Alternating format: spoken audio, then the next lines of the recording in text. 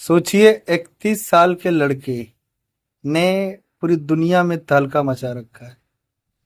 पहले लोग कहते थे भाई दुनिया का जो सबसे बड़ा जो गैंगस्टर होते हैं, बदमाश होते हैं, वो लोग रशियन को बोलते थे। ठीक, वियतनामीज को बोलते थे। मतलब ऐसे तरह तरह देशों के लोग नाम लेते थे कि भैया फला देश के जो गैंगस्टर होते हैं बहुत ही कुख्यात, बहुत ही शातिर, बहुत ही तेज होते हैं। पर आज वो स्थिति है कि अमेरिका के जो FBI, इतनी बड़ी स्पाई एजेंसी है, उसने सीधे सीधे कहा है कि भैया ये जो पन्नू सिंह को मारने के लिए जो कंस्पिरेसी क्रिएट की गई थी, भारत सरकार के जो इस समय सुपुर्द में है, या फिर कहें कि इंडिया में जो एक कुख्यात अपराधी बंद है, लॉरेंस बिश्नोई, उसका सीधा सीधा कनेक्शन है।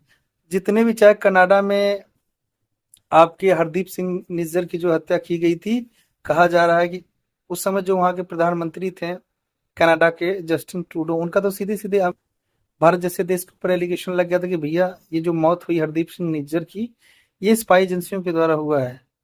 अब जो खुलासे निकल कर आ रहे हैं, इससे ये लगता है कि बहुत जल्द, क्योंकि मैं देख रहा हूँ उन्हें, चाहे इंस्टाग्राम और सोशल मीडिया के किसी भी प्लेटफॉर्म पे चले जाइए, जितनी तेजी से ये बंदा मतलब प्रसिद्धि पा रहा है, जो भी आप कहें, चाहे फेम कहें, चाहे कुछ लोग इसे नोटोरियस कुख्यात बता रहे हैं, इतनी तेजी से ये लड़का आगे बढ़ा कि आप सोच नहीं सकते। सोचिए दुनिया की गिनी चुनी जो एजेंसियां हैं, वो लॉरेंस बिश्नोई का नाम ले रही हैं कि बंदा जेल के ही माध्यम से पूरी चीजें मोबिलाइज कर रहा है। और इसका जो संगठन है इतने बड़े स्तर पे पहुंच गया कि आप सोच नहीं सकते। यहाँ तक कि जो है FBI एजेंसी ने कहा है कि यदि ये व्यक्ति चाह दे तो आज के डेट में जो भी भारत के खिलाफ हैं, जो अलगाववादी हैं, या फिर जिनकी सोच गंदी है, टेररिस्ट हैं, ये बंदा उनको जेल से ही अगर इंस्ट्रक्ट कर दे अपने बाहरी गुर्गों को, तो उसकी चंद मिनटों में हत्या हो सकती है।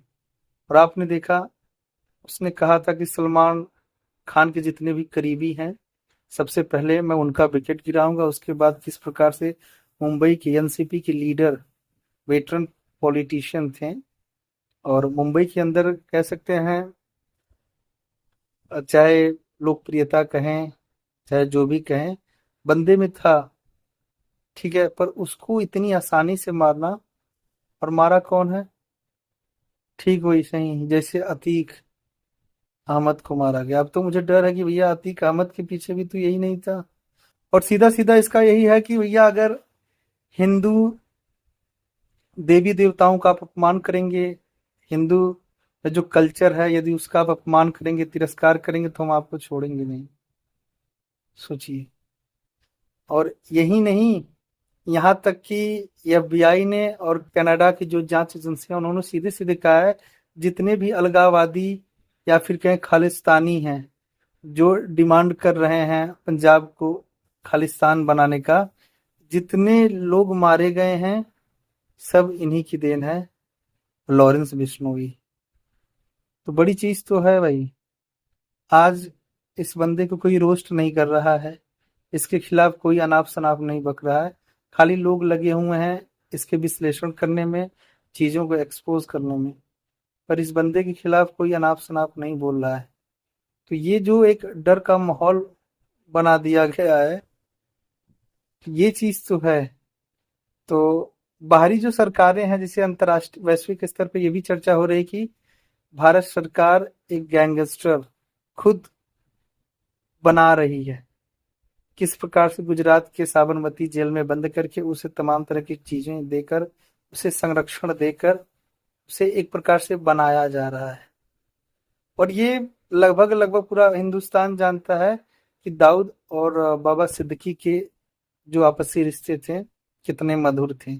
एक तरह से दाऊद जो है बाबा सिद्दीकी के माध्यम से जो आर्थिक राजधानी मुंबई है उसका संचालन करता था।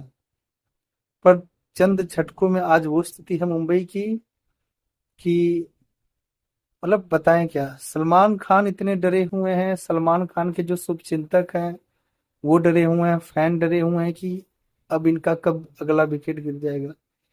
इसीलिए जो है महाराष्ट्र सरकार ने उनकी सिक्योरिटी पहले से और मुस्तैद कर दी है। एक एक चीजों पे पैनी नजर रखी जा रही है। ये जो डर का माहौल है, ये साफ जो है आप देख सकते हैं। बंदे में दम तो है, पर चीजें देखिए अभी और स्पष्ट होंगी। अब चीजें सामने खुल कर आ रही हैं, और मतलब वाकई सोचिए 12 साल से वो बंदा जेल में है और जिसको चाहता है उसको मरवा देता है। ये नेटवर्क इतना स्ट्रांग है। और जितने भी राज्यों में लोग जुड़े हुए हैं, अब जो है तमाम तरह की जो भारतीय जांच एजेंसियां हैं, इसका स्क्रूटनी करेंगी, अध्ययन करेंगी। और जितने लोग भी जुड़े हुए हैं सबको निशाना बनाया जाएगा, उठाया जाएगा, जांच पड़ताल होगा, जो भी हो।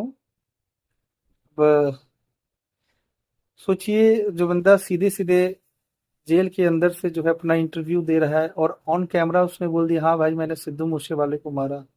सिद्धू मूसेवाला का जो चेहरा अलग था, ऑन कैमरा अलग था, और व्यक्तिगत जो उसका था वो अलग था। वो किस प्रकार से खालिस्तानियों का उभरता चेहरा बन रहा था, खालिस्तानियों को फंडिंग कर रहा था। ऐसे इस प्रकार के भी उसके ऊपर दोषारोपण लगे थे।